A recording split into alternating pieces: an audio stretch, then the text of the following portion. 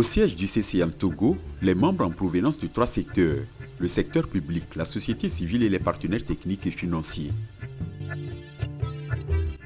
Un conclave pour renouveler le bureau exécutif et décider de nouvelles orientations de la structure. Le CCM, c'est en anglais. Ça veut dire Country Coordinating Mechanism. En d'autres termes, c'est l'instance de coordination nationale de lutte contre le sida, la tuberculose et le paludisme qui sont financés par le Fonds mondial. Au niveau de chaque pays, ces instances sont instituées pour coordonner, élaborer, soumettre et faire le suivi des subventions que le Fonds mondial met à la disposition des pays. C'est des subventions. Des subventions venant principalement du Fonds mondial pour faire face aux maladies considérées comme fléaux du siècle, notamment le sida, la tuberculose et le paludisme. Depuis sa création jusqu'à ce jour, le Togo a bénéficié de 11 subventions. Donc 4 pour le VIH-Sida, 5 pour le paludisme et 2 pour la tuberculose. Le volume des montants mobilisés, je dis mobilisés, pas ce qui est tellement décaissé, est à hauteur de près de 300 millions de dollars US. Mais ce qu'on a pu enregistrer ou bien décaisser réellement, c'est à hauteur de, disons, 98 milliards de francs CFA. D'importants financements qui ont permis au Togo de faire face efficacement à la riposte, en l'occurrence du VIH-Sida. Diminution de 50% d'infections au VIH en 15 ans. En 15 ans, le pays a diminué les nouvelles infections attendues de plus de 50% de la population générale. Donc en matière de prévention, il y a quand même des résultats encourageants. Et cette diminution est encore plus importante chez les enfants, où on est autour de 65%, qui montre qu'on a mis l'accent aussi sur la prévention, la transmission de la mère à l'enfant, pour que les enfants ne naissent pas avec le VIH. Des résultats encourageants qui sont l'aboutissement d'une synergie d'action entre les acteurs multisectoriels et pluridisciplinaires. Depuis la prévention jusqu'au traitement, tout est constamment urgent à tous les niveaux. Ici, nous sommes dans un laboratoire ultra-moderne de biologie moléculaire de l'Université de Lomé, mis sur pied grâce à l'appui du Fonds mondial. Notre première spécialité, c'est l'infection à VIH. Nous contrôlons tous les enfants parce que c'est un programme qui est national. C'est systématique. Dès que l'enfant vient pour la vaccination, il est prélevé par cette manière et ça nous revient ici. Et nous avons de bons résultats. Et notre exemple a été présenté à des conférences internationales où un grand pays comme la RDC, on a été approché pour dire venez nous instruire sur votre façon de faire en termes de diagnostic précoce. Diagnostic précoce qui commence par la PTME, prévention de la transmission de la mère à l'enfant, où le Togo a obtenu les meilleurs résultats ces dernières années. Nous sommes à 87% de couverture de toutes les femmes enceintes dans le pays qui sont dépistées au VIH et qui ont eu des antirétroviraux pour éviter la transmission de la mère à l'enfant.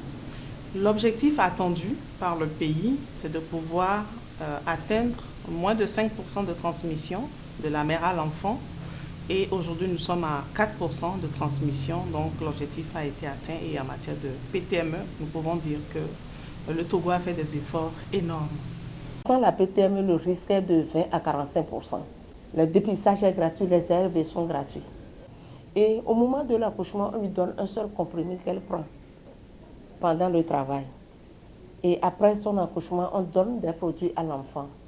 Maintenant, en 2014, les choses ont tellement évolué que aussitôt on dépiste la femme, on n'attend plus la 14e semaine de la grossesse, on donne le médicament à la maman en même temps.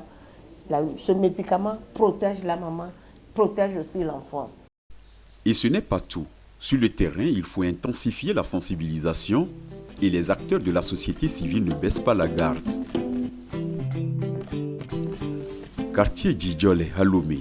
Lorsque nous sommes arrivés à l'ONG Femmes, le staff était en pleine réunion.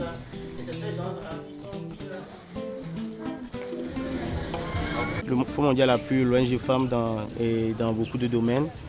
Nous avons l'appui logistique du Fonds mondial et nous avons également l'appui financier du Fonds mondial dans l'organisation de la mobilisation sociale que nous faisons sur le terrain.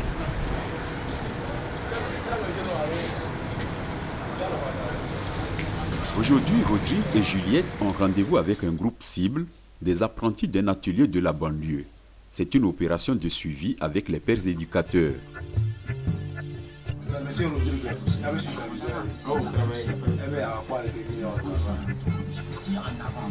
C'est des personnes qui sont issues du milieu apprenti. Et nous avons renforcé leurs capacités sur le VIH-Sida, sur les IST. Nous leur avons fourni des informations pour pouvoir distiller ces informations dans le milieu apprenti. Dans la riposte contre le VIH, nous disons que nous voulons atteindre l'objectif 0, c'est-à-dire qu'il n'y a plus d'infection à VIH. Et aujourd'hui, on peut être fier, on peut être content parce que le milieu des apprentis a cette information. Zéro infection d'ici à 2030, c'est l'objectif visé par l'ONU-SIDA qui reste confiant pour le Togo au vu des résultats enregistrés en peu de temps. Le succès, c'est qu'on a vu que la couverture de patients sous ARV, de personnes sous ARV, a augmenté. Il y a encore des gaps, mais elle s'est largement améliorée. Un autre succès, c'est avec l'utilisation des fonds mondiaux, le Togo fait partie des pays qui a pu réduire de près de 50% les nouvelles infections au VIH. Et également, un des succès importants, c'est que le pays a fait beaucoup d'efforts en termes de prévention de la transmission mère-enfant du VIH, avec une contribution importante du fonds, des financements du Fonds mondial. Des financements du Fonds mondial qui exigent des résultats, donc des actes concrets à commencer par la bonne gouvernance. Premier acte, bonne gouvernance pour que ces financements soient utilisés à meilleur escient et au bénéfice des patients.